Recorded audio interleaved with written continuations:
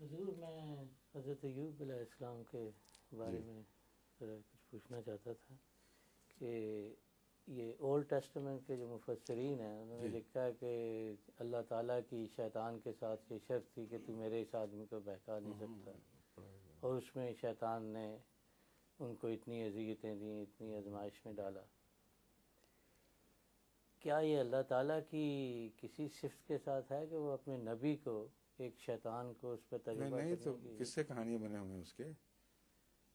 Old testament کی ایسی عجیب کہانیاں، آپ ان کو سب کو مان لیتے ہیں؟ نہیں مان نہیں رہا، میں کہہ رہا ہوں کہ اسلامی اس نہیں بالکل کوئی سوال ہی نہیں۔ وہ تو کہانی ایسی عجیب و غریب ہے جو قابل قبول کسی صورت بھی نہیں ہے۔ کہانی یہ ہے کہ حضرت ایوب خدا کو بہت پیارے ہوئے اور بے حد شکر کرنے والے تھے اور بے حد صبر کرنے والے تھے۔ تو جب ان کا شہرہ ہوا تو شیطان نے کہا کہ تو جو تکلیفیں پہنچاتا ہے وہ اور بات ہے، اور خود ہی پھر اس کو دور بھی کر دیتا ہے، تو میرے سپرد کر کے دیکھ، پھر میں دیکھوں گا کہ کس طرح تیرا شکر گزار رہتا ہے۔ اللہ تعالیٰ نے شیطان کے سپرد کر دیا۔ یہ تصور اتنا باطل ہے اور قرآن کریم کی واضح اعلانات اور ٹھوس بیانات کے خلاف ہے، اسے کوئی مسلمان قبول نہیں کر سکتا۔ اللہ تعالیٰ شیطان کو کہتا ہے کہ جو میرے بندے ہوں گے ان پر تجھے کوئی سلطان کبھی نہیں ہوگی، جو مرضی کر لو قیامت تک۔ ان عبادی لیس لک علیہم سلطان، میرے بندے تو وہ ہیں ان پر تجھے کسی قسم کا کوئی غلبہ عطا نہیں ہوگا۔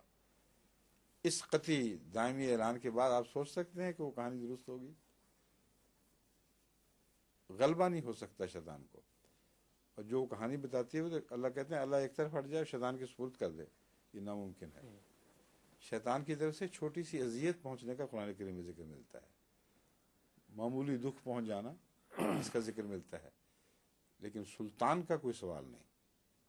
وہ جو بائبل کہانی بیان کر رہی ہے اس کو میں اس لیے رد کر رہا ہوں کہ اس میں سلطان کا تصور ہے۔ سلطان کا مطلب ہے خدا ایک طرف ہٹ گیا، اپنے بندے کو کلیتاً شیطان کے حوالے کر دیا، اب کرو جو چاہو، لیکن یہ پھر بھی وفادار رہے گا۔ یہ تو اس میں پہلو ہے نیکی کا، لیکن سپردگی کلیتاً یہ ناقابل یقین ہے۔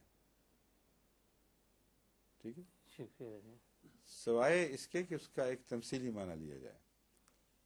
شیاطین جو ہیں یہ بیماریاں بھی ہوتی ہیں اور جراثیم بھی جن کہلاتے ہیں۔